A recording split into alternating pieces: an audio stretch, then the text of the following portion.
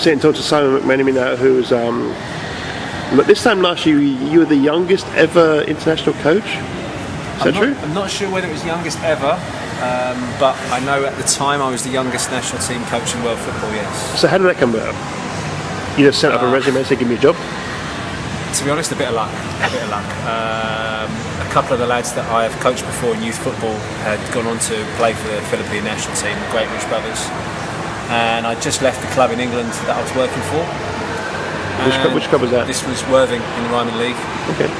And they suggested, obviously I've worked with them before, so they knew I could coach.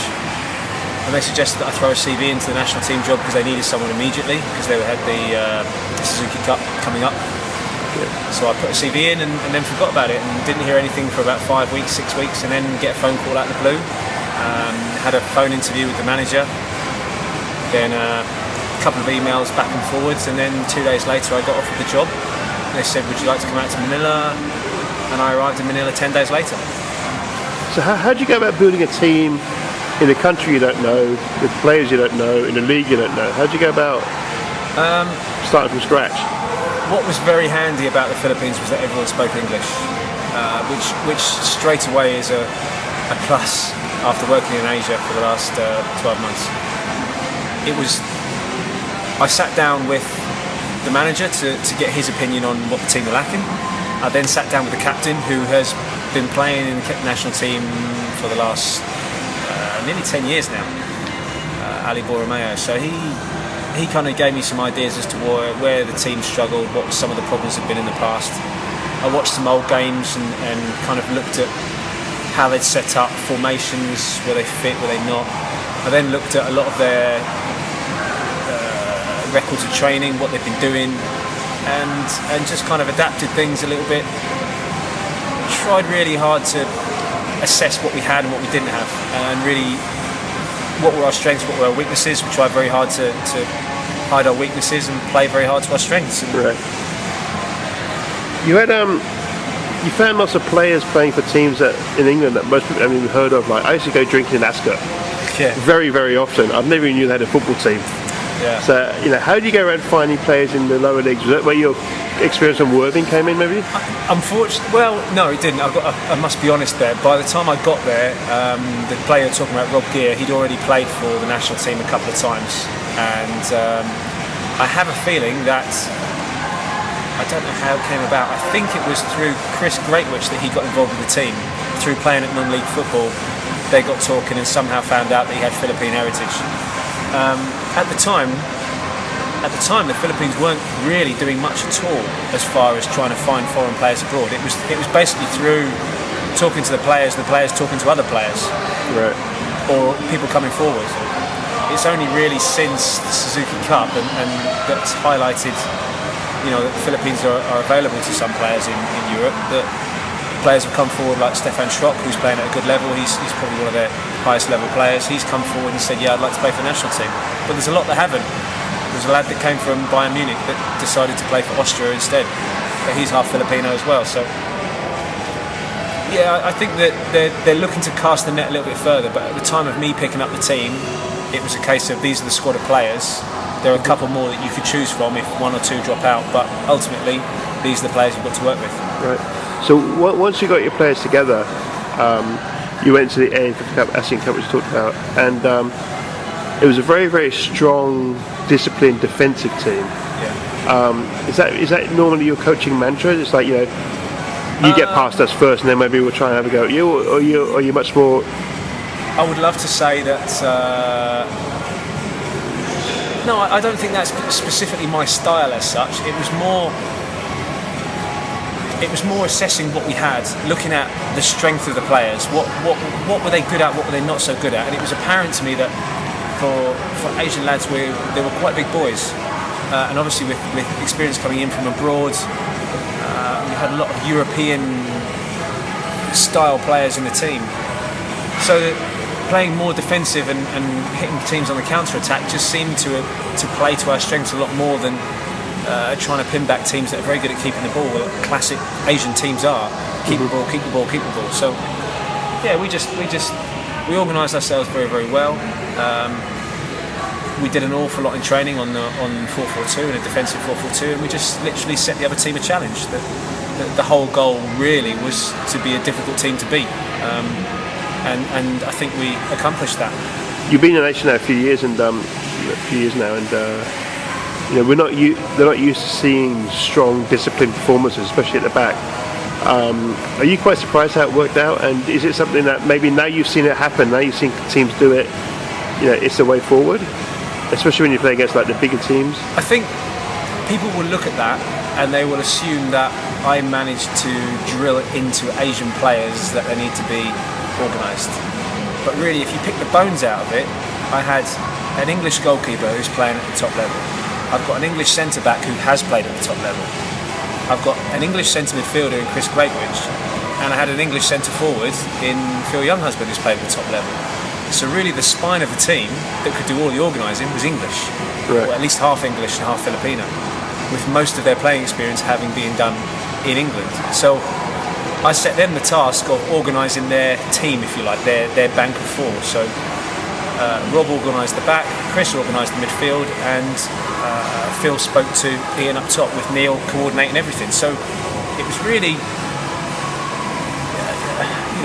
I don't want to play myself out of it, but at the same time, it was delegation. Very much so, and really empowering these guys to take charge of the defence and take charge of the midfield and have it disciplined, have it tight, organise the guys around them. You've moved now to Mitra Kukar, who are in East Kalimantan, East Borneo in the Indonesian league. Yeah. Do you think that you've been there? You've seen a few friendlies with them. Do you think that you can play a similar style with these guys in Indonesia, where you're less reliant on guys who come up through the English system? I think I probably could, but I don't think that would be playing to our strengths.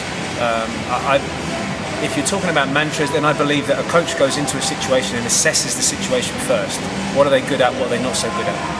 Play to the strengths and hide the weaknesses. That, in a nutshell. So I think while we have strength in defence, we have a lot of ability going forward, and I think we need. My intention is to have two ways of playing: a more defensive style for when we go away, and a more attacking style for when we play at home. It is obviously apparent that a lot of teams cannot win away and really struggle away from home, but win all their home games. So I think if we can go away and take points, then we'll win our home games, and that will, with a bit of luck, put us somewhere in the running. So that's an interesting point. Is that as much about tactics, or is about what they call here external factors? I think it's a bit of everything.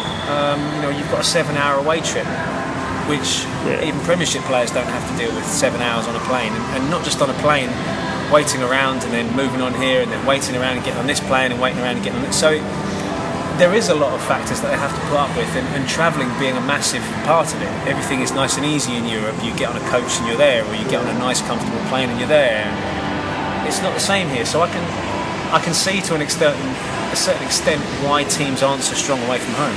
But that doesn't mean to say you can't be, or you can't be organised enough to be difficult to beat away from home. So that's really our intention, is really to really go for it at home and attack, but at the same time be wary of the fact that there are a lot of factors out of our control when we travel, and we have to keep that in mind.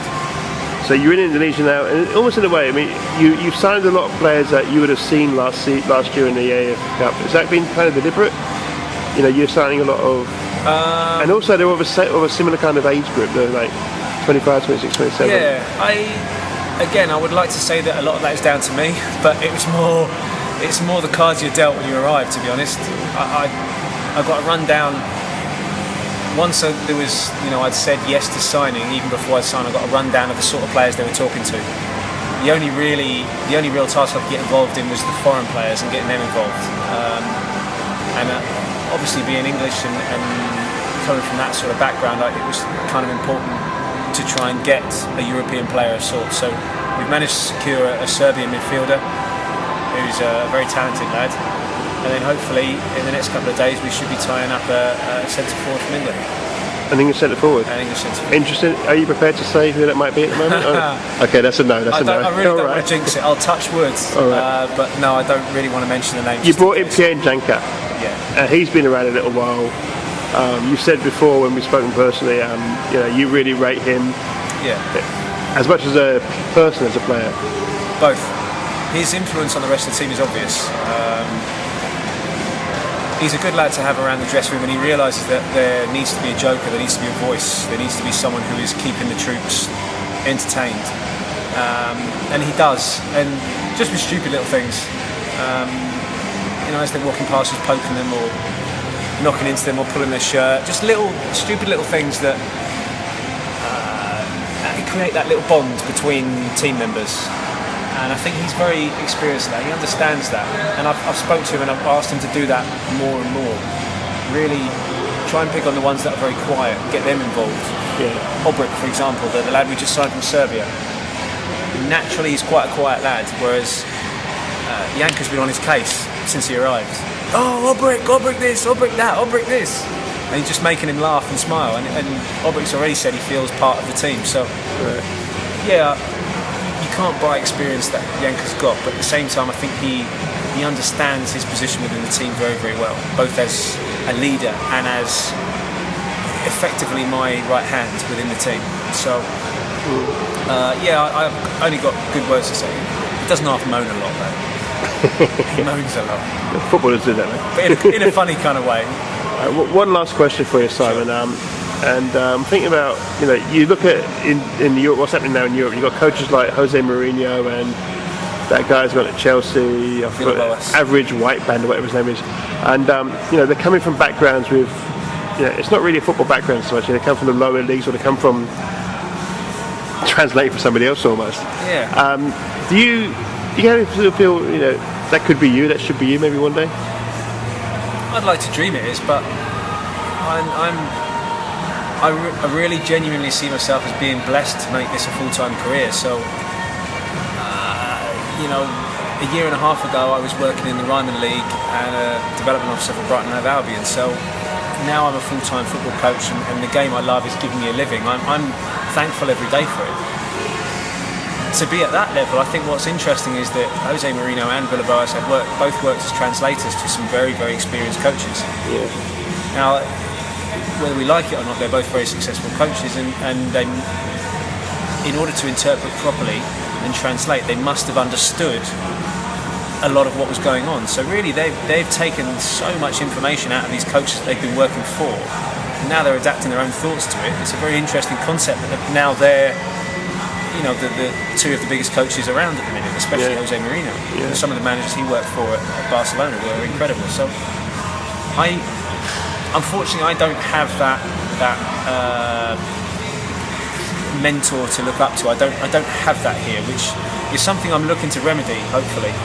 I'm fortunate enough to account Craig Brown in Scotland as one of my friends. I got in touch with him a while ago, and he was offering me all sorts of advice, which was fantastic, because he really didn't have to, but he saw the story of what I'd done and offers his advice, and he gave me his number. He said, if you ever fancy coming and watching Aberdeen, come with us for the week, come around, see what we do. I think once you prove that you can do the job to a certain extent, the doors kind of come down with your peers, and they're more than happy to offer support and advice, and I've been getting it from all angles, which has been fantastic. But I would love to have someone on a regular basis here that I could, what do you think about this? Yeah, we'll do that. Yeah. It's something I don't have, and it's something I didn't have in the Philippines. I never had a technical director to appoint me to work to. So I have belief in my own abilities, but I would love to be in Mourinho's situation in the future. But I think I need to learn an awful lot and need to just soak up experience off a lot of other people before I could even class myself, in the same category as these guys. All right. Cheers, Simon. We're running out of time, and I'd like to say sorry for the light, because there isn't any. So all you can see is a silhouette, but Simon's a top guy, and I've really enjoyed this interview. Cheers, mate. Thanks, man. Let's go back to the bar. Absolutely.